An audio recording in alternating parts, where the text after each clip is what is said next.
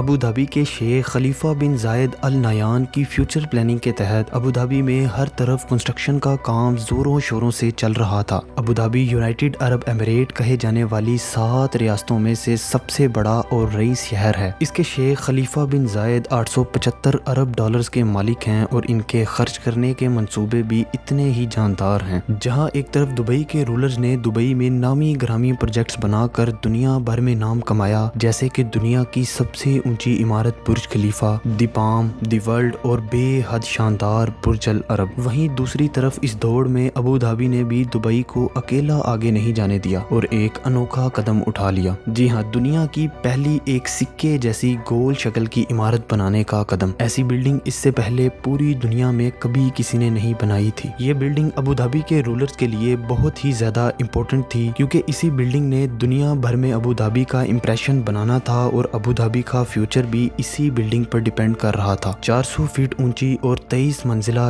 یہ دنیا کی پہلی گول شکل عمارت بنانے کے لیے شیخ خلیفہ بن زائد نے ابوظہبی کے سارے خزانے بھی کھول دیے تھے۔ ان کو پیسوں کی پرواہ نہیں تھی، لیکن جو چیز ان کو چاہیے تھی اس کو ہر قیمت پر کمپلیٹ کرنا بہت ہی زیادہ ضروری تھا۔ اس بلڈنگ کو بنانے کے لیے ابوظہبی اور بلڈنگ کی کنسٹرکشن ٹیم کے پاس صرف اور صرف 30 مہینے ہی کا ٹائم تھا، کیونکہ ابوظہبی کا پہلا فارمولا 1 ریسنگ ایونٹ بھی اس کے اپنے خاص آئیلینڈ پہ ہی ہونا تھا، جس میں انٹرنیشنل پریس اور ہزاروں وزٹر آنے تھے۔ لہٰذا ابوظہبی کے لیے اپنی یہ نئی بلڈنگ دکھانے کا سنہرا موقع تھا۔ مسئلہ یہ نہیں تھا کہ دنیا کی پہلی گول عمارت بنانی ہے، بلکہ مسئلہ تھا کہ یہ اونچی ترین عمارت پانی پر بنانی تھی۔ جی ہاں، کنسٹرکشن ٹیم نے دن رات ایک کر کے ابوظہبی کے ساحل سے 2200 فیٹ کے فاصلے پر پتھروں کی مدد سے ایک آئیلینڈ بھی بنا لیا اور جیسے تیسے کر کے بلڈنگ کی فاؤنڈیشن بھی، حتیٰ کہ پوری کی پوری بلڈنگ ہی مکمل تیار ہونے کے دہانے پر کھڑی تھی اور صرف کچھ ہی گلاس پینلز لگنے باقی تھے۔ لیکن تبھی اچانک ایک ایسی انہونی ہوئی جس نے انجینئرز اور کنسٹرکشن ٹیم کی محنت کو ایک ہی جھٹکے میں ڈھیر کر دیا۔ یہ نوٹس کیا گیا کہ بلڈنگ کا سٹیل روف پورے 150 میٹر اپنی جگہ سے ہٹ چکا تھا، جس نے بلڈنگ کی بیرونی سٹیل کور کو بھی پوری طرح ہلا کے رکھ دیا۔ اسی وجہ سے جن سٹیل سیکشنز میں گلاس پینلز فٹ کیے جانے تھے ان کی پیمائش بھی پوری طرح گڑبڑا گئی اور اب گلاس پینلز کی فٹنگ میں مسئلہ آنا شروع ہو گیا۔ نہ چاہتے ہوئے بھی کنسٹرکشن کا کام یہاں پر ہی روکنا پڑا۔ اس خبر نے تو جیسے ابوظہبی کے شیخ کی امیدوں پر پانی ہی پھیر دیا۔ پورے 275 ملین ڈالرز اب ڈوبتے ہوئے نظر آ رہے تھے۔ اس مسئلے سے نپٹنے کے لیے انجینئرز اور آرکیٹیکٹس نے اپنا سارا زور لگا دیا، لیکن یہ مسئلہ حل ہونے کا نام ہی نہیں لے رہا تھا۔ ایسی سچویشن میں بلڈنگ کو گرا کر دوبارہ بنانا تو بالکل ناممکن تھا، کیونکہ اس میں اربوں ڈالرز کوڑے کا ڈھیر ہو جاتے اور کافی وقت بھی برباد ہو جاتا، اور تو اور جو ریسنگ ایونٹ 30 مہینوں بعد ہونا تھا وہ بھی ہاتھ سے نکل جاتا۔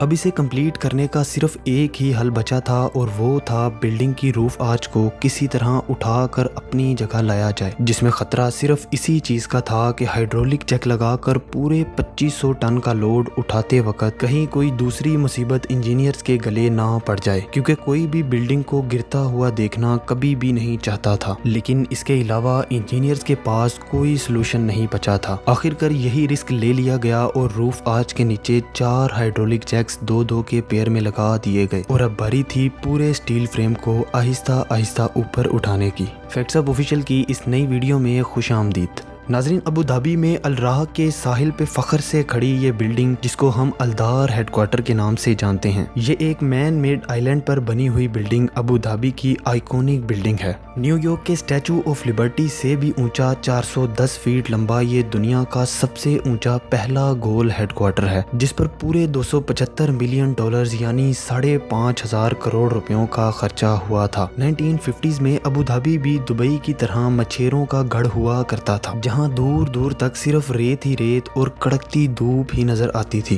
یہاں تک کہ یہاں پینے کا پانی بھی انتہائی مشکل سے نصیب ہوا کرتا۔ پھر 1960s میں جب ابوظہبی سے آئل نکلنا شروع ہوا، تب یہاں کے رولرز نے چھوٹے چھوٹے گھر بنانے کے بجائے آسمان چھوتی ہوئی اونچی اونچی عمارتیں بنوا ڈالی۔ لیکن یہ سب بالکل بھی آسان نہیں تھا۔ ایک تو سمندر میں ہی دنیا کی سب سے انوکھی عمارت بنانا، اور وہ بھی ابوظہبی کی کڑکتی گرمی میں۔ اس پروجیکٹ میں جو بھی انجینئرنگ ٹیم ہاتھ ڈالے گی یہ ये बात तो तय थी कि उसे अपनी सारी लिमिट्स को क्रॉस करना पड़ेगा, और बिल्कुल ऐसा ही हुआ जैसा सोचा गया था। अल्दार हेडक्वार्टर्स की कंस्ट्रक्शन में इंजीनियर्स को ऐसे ऐसे चैलेंजेस फेस करने पड़े जो उन्होंने इंजीनियरिंग की हिस्ट्री में कभी भी नहीं देखे थे। चैलेंज नंबर 1, सबसे पहला चैलेंज था प्रोजेक्ट इंचार्ज शेख मोहम्मद अल मुबारक को इम्प्रेस करने का। जिस यूनाइटेड अरब एमिरेट की जमीन पर हर रोज ही एक नया स्ट्रक्चर बनता हो, वहाँ कुछ अलग करना इंतहाई मुश्किल काम था, और ये बात लिबनान के आर्किटेक्ट मारवान ज़ेब और उनकी टीम अच्छी तरह जानते थे। इन्होंने ये मुश्किल तरीन प्रोजेक्ट ले तो लिया, लेकिन शेख को खुश करने के लिए एक ऐसा डिजाइन दरकार था जो एक ही बार में शेख की आंखों में बस जाए। पूरे 2 महीने दिन रात एक करके शेख को एक ऐसा अनोखा डिजाइन पेश किया गया जो आज से पहले कभी भी ना ही बनाया गया और ना ही सोचा गया। इस स्ट्रक्चर को एक क्लैंप शेल जैसा डिजाइन दे दिया गया। डिजाइन एक्सपर्ट मारवान ज़ेब का कहना था कि साहिल समुंदर पर मौजूद ये क्लैंप शेल दूर से ही काफी यूनिक लुक देती हैं, और यही वजह थी कि उन्होंने ये डिजाइन बनाकर शेख के सामने रख दिया। शेख मोहम्मद अल मुबारक ने जब ये डिजाइन देखा तो वो एक बार सोच में पड़ गए और कुछ वक्त तक अपनी नजरें डिजाइन पर ही टिकाई रखी। थोड़ी ही देर में शेख ने यह डिजाइन अप्रूव कर दिया और इसी घड़ी से इंजीनियर्स की मुश्किलात में इजाफा हो गया।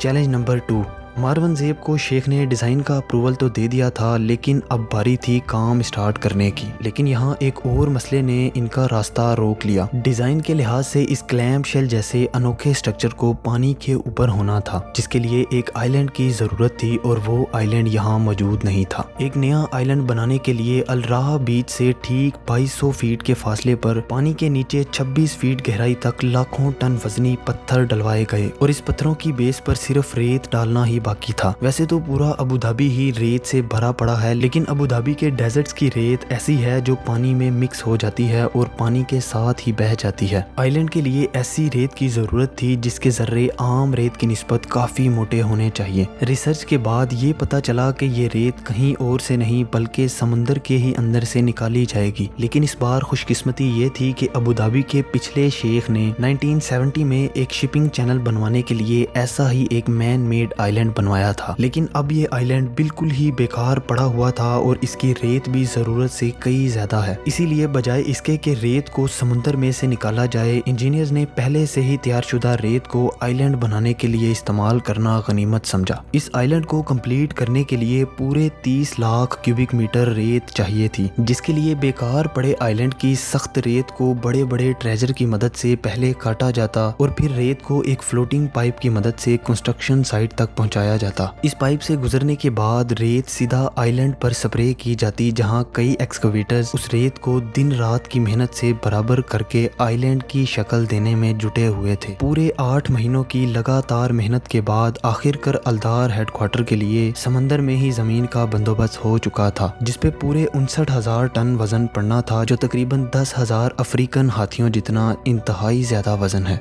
चैलेंज नंबर 3, अल्दार हेडक्वार्टर्स की कंस्ट्रक्शन को पूरे 10 महीने गुजर चुके थे। डिजाइन और समुंदर में जमीन का बंदोबस्त भी हो चुका था। नाजरीन, जियोग्राफी के लिहाज से अबू धाबी फॉल्ट लाइंस के काफी करीब है, इसलिए यहाँ अर्थक्वेक्स का बहुत ज्यादा खतरा रहता है, जो बड़े बड़े स्ट्रक्चर्स को एक ही झटके में ढेर कर देता है। इससे बचने के लिए अल्दार की फाउंडेशन को इंतहाई ज्यादा मजबूती से बिछाना होगा, जो हैवी अर्थक्वेक्स और खौफनाक तूफान में भी बिल्डिंग के 59,000 टन वजन को मजबूती से पकड़ के रखे। फाउंडेशन बनाने के लिए पूरे 400 स्टील पाइल्स को 50 फीट तक नीचे जमीन में डाल दिया गया, यानी पूरे अल्दार हेडक्वार्टर्स का लोड अब इन स्टील पाइल्स पर रखा जाना था। स्टील पाइल्स डालने के बाद कंक्रीट डालकर एक सॉलिड फाउंडेशन तैयार कर ली गई। लेकिन तभी यहाँ एक और मसले ने जन्म लिया, जिससे बाद में बिल्डिंग को तो खतरा होना ही था, लेकिन फिलहाल अब फाउंडेशन भी इसी मसले से दो चार थी। पानी की तेज लहरों ने इस आइलैंड का पीछा ना छोड़ा, जिस वजह से कंस्ट्रक्शन साइट की रेत पूरी तरह नरम हो चुकी थी। इसका जल्द ही कोई ठोस हल निकालना बहुत ही ज्यादा जरूरी था। अल्दार हेडक्वार्टर्स को हकीकत बनाने के लिए आखिर इस भयानक मसले का हल कैसे किया गया? इंजीनियरिंग टीम ने किन किन मुश्किलात से गुजरकर पानी को फाउंडेशन में आने से रोका, और जब बिल्डिंग का काम बिल्कुल एंडिंग पे ही था तो बिल्डिंग का स्टील रूफ पूरे 150 मिलीमीटर अपनी जगह से हट गया था। इस संगीन घड़ी में जब कोई सोल्यूशन नजर नहीं आ रहा था तो इंजीनियर्स ने वो कौन सा पेचीदा फैसला ले लेकर बिल्डिंग को कंप्लीट किया था। ये सब आप जानेंगे इसी वीडियो के दूसरे पार्ट में। उम्मीद है ये वीडियो भी आपको बेहद पसंद आई होगी। आपकी सपोर्ट का तहे दिल से शुक्रिया। मिलते हैं वीडियो के पार्ट 2 में।